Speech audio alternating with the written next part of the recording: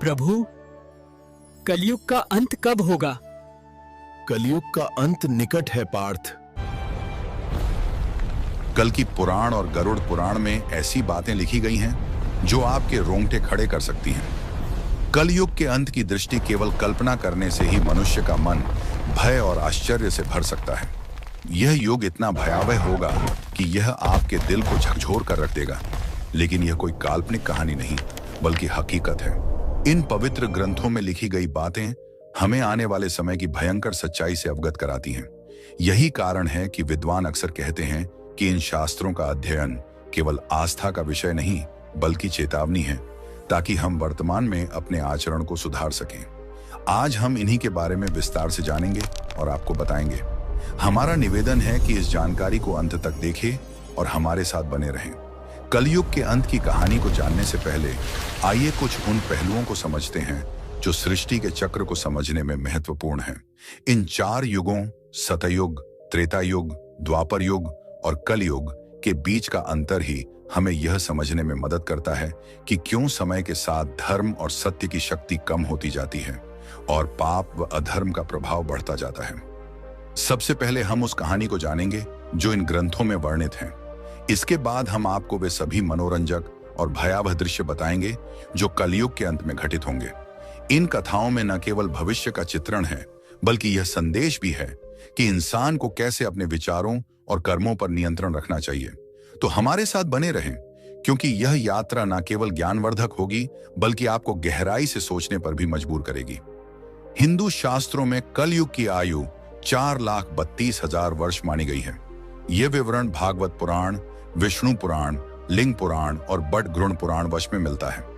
कलयुग की शुरुआत महाभारत युद्ध के बाद द्वापर युग के अंत में मानी जाती है। वर्तमान में लगभग 5,000 वर्ष बीत चुके हैं और अभी भी लगभग 4,27,000 वर्ष शेष हैं। इन ग्रंथों में कलयुग के लक्षण, मानव व्यवहार और इसके अंत के संकेतों का वर्णन किया गया है, जो हमें इस युग की चुनौतियों के प्रति सचेत करते हैं। चलिए बिना किसी देरी के सुनते हैं कलयुग के अंत की पवित्र कथा।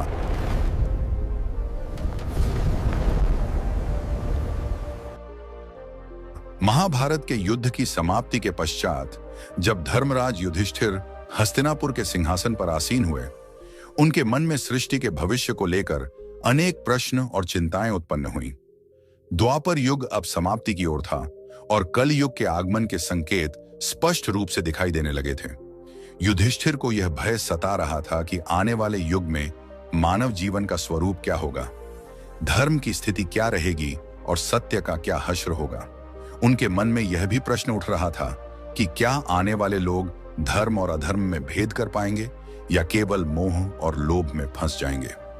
इस चिंता का समाधान पाने के लिए उन्होंने अपने चारों भाइयों भीम, अर्जुन, नकुल और सहदेव के साथ भगवान श्री कृष्ण से परामर्श करने का निश्चय किया। युधिष्ठिर ने अपने भाइयों को बुलाया। अर्जुन, जो हमेशा युद्ध के लिए तत्पर रहते थे, निश्चिंत स्वर में पूछा, हे बड़े भ्राता, आप इतने व्याकुल क्यों हैं? क्या किसी शत्रु ने हस्तिनापुर पर आक्रमण करने का दुस्साहस किया है? यदि ऐसा है तो आप आज्ञा दीजिए, मैं अभी जाकर उसका नाश कर दूंगा। युधिष्ठिर ने गहरी सांस लेते हुए कहा, हे अर्जुन, मैं तुम्हारे पराक्रम से भली भांति परिचित हूं। इस पृथ्वी पर कोई भी शत्रु इतना साहसी नहीं कि हस्तिनापुर पर आक्रमण का विचार भी करें। मेरी चिंता किसी बाहरी शत्रु से नहीं, बल्कि कलयुग के आगमन से है। मुझे यह भय सता रहा है कि आने वाले समय में मानव समाज किस दिशा में जाएगा, धर्म और सत्य की क्या स्थिति होगी। भीम, जो अपने बड़े भाई की हर चिंता में सहभागी होते थे, बोले, हे भैया, आपकी चिंता हमारे मन में भी भय और अनिश्चितता उत्पन्न कर रही है। कृपया हमें बताइए कि कौन सा संकट हमारे सामने है। युधिष्ठिर ने गंभीर स्वर में उत्तर दिया, हे भीम, तुम ठीक कहते हो। एक भयंकर संकट आने वाला है। मैं कलयुग के प्रभावों के बारे में सोचकर चिंतित हूं। इसलिए मैंने निश्चय किया है कि हमें द्वारिकाधीश श्री कृष्ण के पास जाना चाहिए। केवल वही हमें इस चिंता से मुक्ति दिला सकते हैं। सभी पांडवों ने युधिष्ठिर की बात से सहमति जताई। अर्जुन ने कहा, आप सत्य कह रहे हैं भैया। श्री कृष्ण ही इस समय सबसे ज्ञानी और भविष्य दृष्टा हैं। हमें उनके पास जाना चाहिए। भीम ने भी उत्साहपूर्वक कहा, हे धर्मराज, मैं आपके साथ हूं। नकुल और सहदेव ने भी तुरंत हामी भरते हुए कहा कि यह निर्णय ही सबसे उचित है। इस प्रकार सभी पांडव द्वारिका की ओर प्रस्थान करने लगे।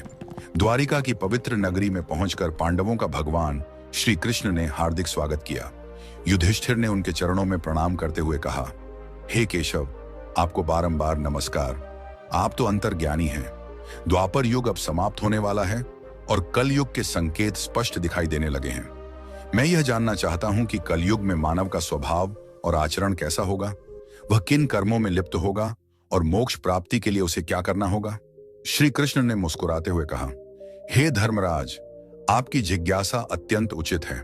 कलयुग के प्रभावों को समझना न केवल आपके लिए बल्कि समस्त मानव जाति के लिए महत्वपूर्ण है, किंतु इसका उत्तर मैं सीधे शब्दों में नहीं दे सकता, क्योंकि इसे अनुभव के माध्यम से समझना अधिक आवश्यक है।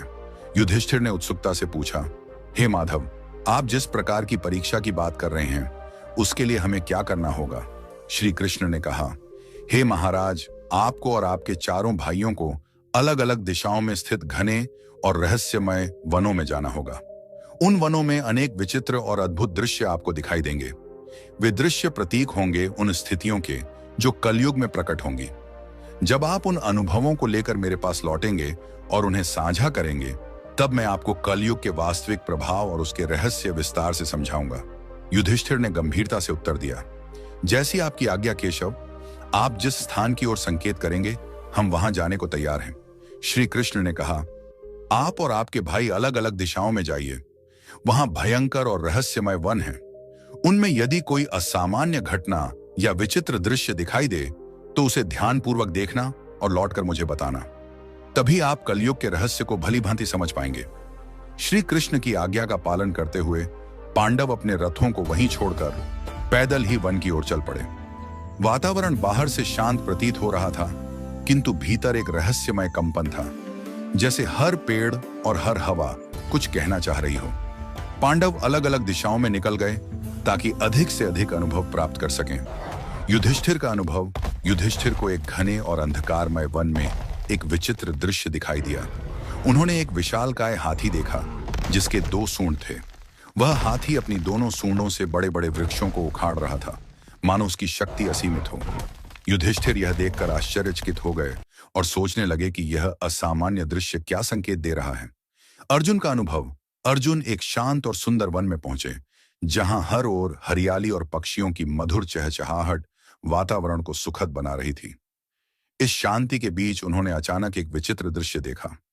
उनके सामने एक विशाल पक्षी था जिसके पंखों पर वेदों की अर्चाएं लिखी हुई थीं। यह पक्षी दिखने में पवित्र और ज्ञान का प्रतीक लग रहा था, किंतु उसी समय उसने मृत जीवों का मांस खाना शुरू कर दिया। अर्जुन यह देखकर गहरे विचार में पड़ गए और सोचा, यह कैसा विरोधाभास है। एक ओर पवित्र वेदों का ज्ञान और दूसरी ओर हिंसा व मांसाहार। भीम का अनुभव, भीम एक हरे भरे चारागाह में पहुंचे जहां गायों का बड़ा झुंड विचरण कर रहा था। वहां उनकी दृष्टि एक अद्भुत किंतु पीड़ादायक दृश्य पर पड़ी।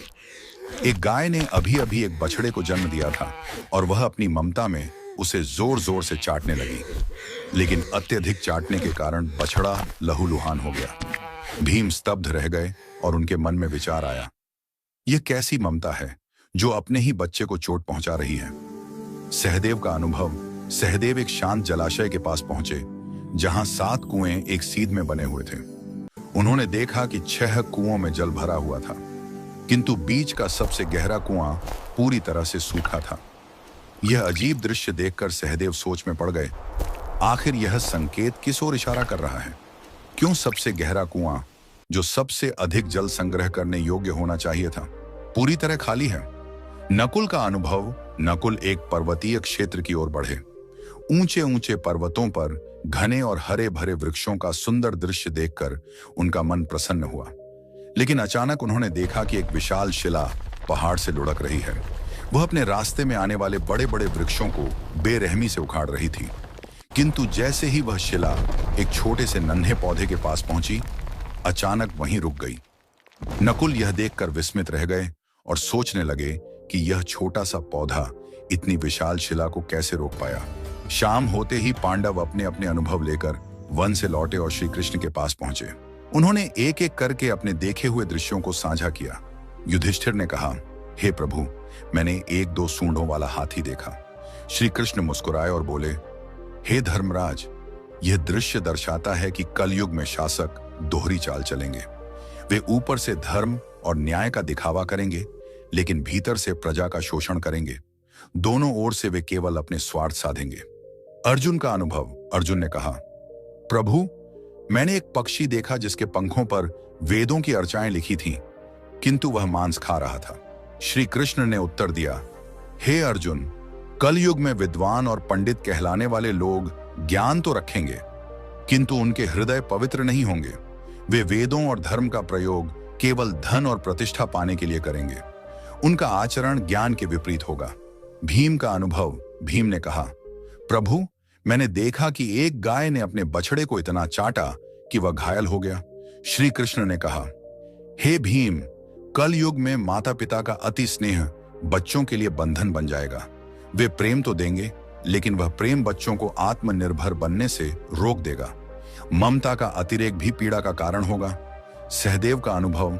सहदेव ने कहा, प्रभु, मैंने 7 कुओं में से देखा कि बीच का सबसे गहरा कुआं पूरी तरह सूखा था, जबकि बाकी 6 कुओं में पानी भरा हुआ था। श्री कृष्ण ने कहा, हे सहदेव, कलयुग में लोग बाहरी रूप से तो समृद्ध और धनवान दिखाई देंगे, किंतु उनके भीतर करुणा और सहयोग की भावना नहीं होगी। पड़ोस में कोई भूखा प्यासा मर भी रहा होगा, तब भी लोग आंख मूंद कर अपने स्वार्थ में डूबे रहेंगे। यह स्वार्थपरता ही कलयुग की सबसे बड़ी पहचान होगी। नकुल का अनुभव। नकुल ने कहा, प्रभु, मैंने एक विशाल शिला को पहाड़ से लुढ़कते देखा, जो अपने मार्ग में आने वाले बड़े बड़े वृक्षों को उखाड़ रही थी, किंतु एक छोटा सा पौधा उसके सामने आकर उसे रोक देता है। श्री कृष्ण ने उत्तर दिया, हे नकुल, यह दृश्य दर्शाता है कि कल युग में धन, शक्ति और सत्ता किसी को भी विनाश से नहीं बचा पाएंगे। लेकिन यदि कोई व्यक्ति सच्चे मन से भगवान का नाम ले और भक्ति में स्थिर रहे, तो वह नन्हे पौधे की तरह हर संकट को रोक सकता है। यही भक्ति इस युग में मनुष्य का सबसे बड़ा सहारा होगी।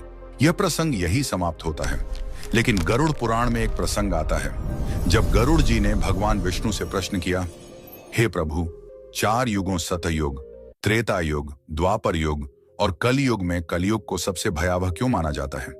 इसके अंत के क्या संकेत होंगे और यह युग किस प्रकार समाप्त होगा? भगवान विष्णु ने उत्तर दिया, हे गरुड़, कलयुग में अधर्म, स्वार्थ और पाप का बोलबाला होगा। इसके अंत समय में कुछ विशेष संकेत प्रकट होंगे जो सृष्टि के विनाश की ओर संकेत करेंगे। आइए उन 5 प्रमुख संकेतों को समझते हैं। पहला संकेत, मानव आयु का ह्रास। कलयुग के अंतिम दौर में मनुष्य की आयु अत्यंत कम हो जाएगी। औसतन जीवन केवल 20 वर्षों तक सीमित रह जाएगा। लोग 12 वर्ष की आयु में ही वृद्धावस्था के लक्षण दिखाने लगेंगे। बाल सफेद हो जाएंगे, चेहरे झुर्रियों से भर जाएंगे और शरीर रोगों से ग्रस्त हो जाएगा। यह शारीरिक पतन केवल शरीर का ही नहीं, बल्कि मानव की जीवन शैली और नैतिकता के पतन का भी परिणाम होगा। लोग अस्वास्थ्यकर भोजन, अनियमित दिनचर्या और तनावपूर्ण जीवन के कारण शारीरिक और मानसिक रूप से कमजोर हो जाएंगे।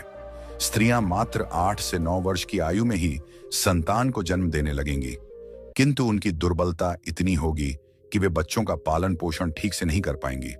बच्चे कुपोषण और कमजोरी से ग्रस्त होंगे, जिससे आने वाली पीढ़ियां लगातार अशक्त और रोगी बनती जाएंगी। इससे पारिवारिक और सामाजिक ढांचा पूरी तरह चरमरा जाएगा। लोग अपनी भौतिक इच्छाओं की पूर्ति में इतने उलझ जाएंगे कि रिश्तों और परिवार के प्रति उदासीन हो जाएंगे।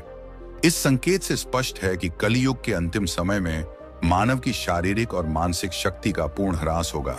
समाज में अव्यवस्था, अशांति और अराजकता बढ़ेगी।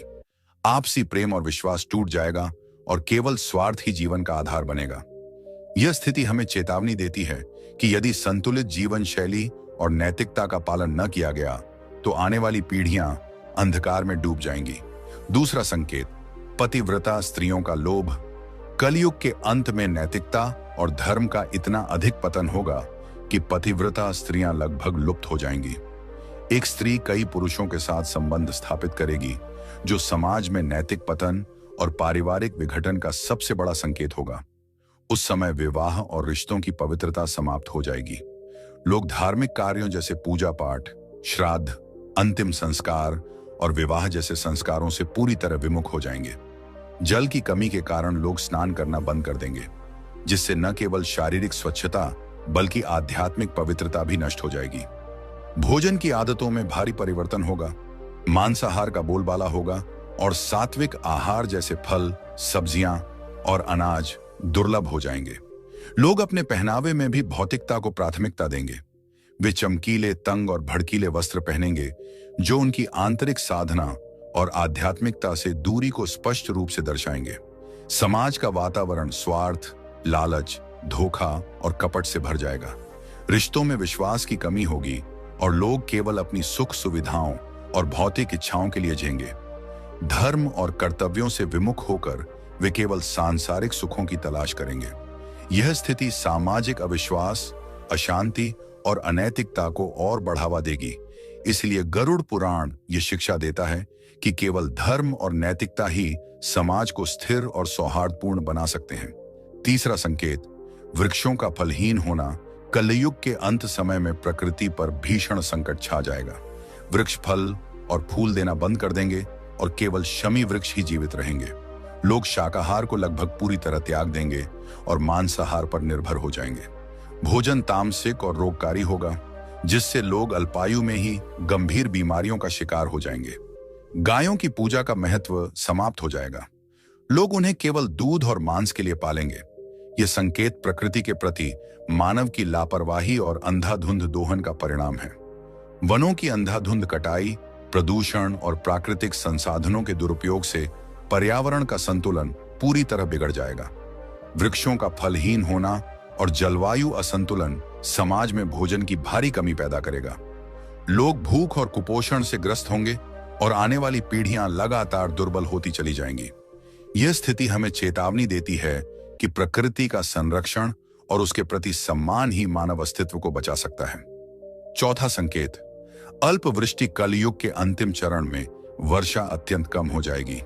खेतों में अन्न का उत्पादन लगभग बंद हो जाएगा। जो थोड़ा बहुत अन्न उगेगा वह बेमज्जा, रसहीन और पोषक तत्वों से रहित होगा। फलों में मिठास और रस का अभाव हो जाएगा। लोग भोजन और पानी के लिए तड़पेंगे। उस समय केवल बकरियों का दूध ही एकमात्र सहारा होगा, जो प्राकृतिक संसाधनों की भयावह कमी को स्पष्ट रूप से दर्शाएगा। यह स्थिति सामाजिक और आर्थिक संकट को और गहरा कर देगी। लोग जीवन की मूलभूत आवश्यकताओं जैसे भोजन और जल के लिए संघर्ष करेंगे। खेती और कृषि कार्य पूरी तरह ठप हो जाएंगे।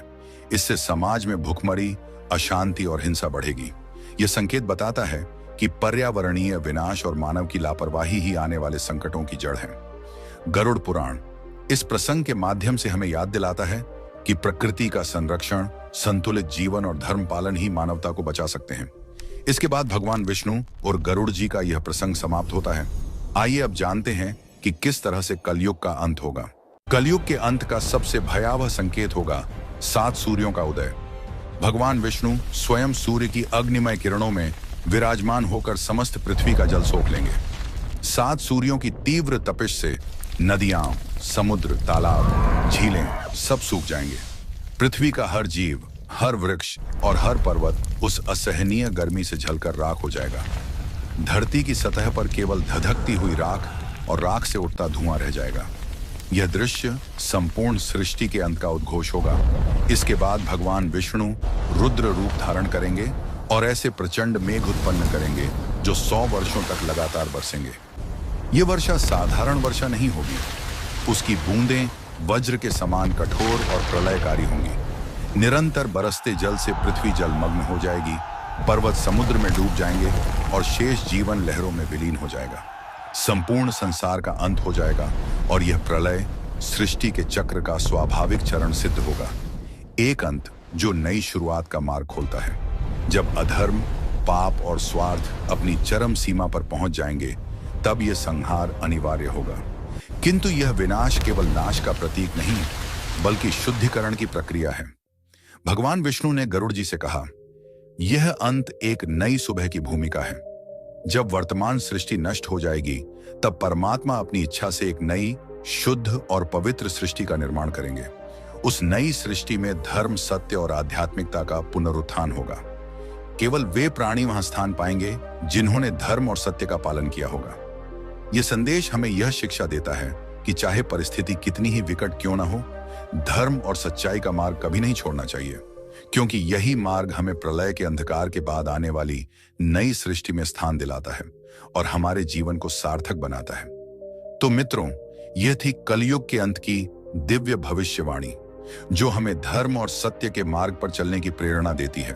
अगर आपको यह ज्ञानवर्धक कथा अच्छी लगी हो तो अभी लाइक कीजिए, अपने परिचितों के साथ शेयर कीजिए और ऐसे ही और रहस्यमयी व धार्मिक वीडियो के लिए हमारे चैनल को सब्सक्राइब करना ना भूलें। और हाँ, अगर आप भी भगवान पर अपना विश्वास रखते हैं तो अभी कमेंट बॉक्स में पूरे मन से लिखिए, जय श्री कृष्ण।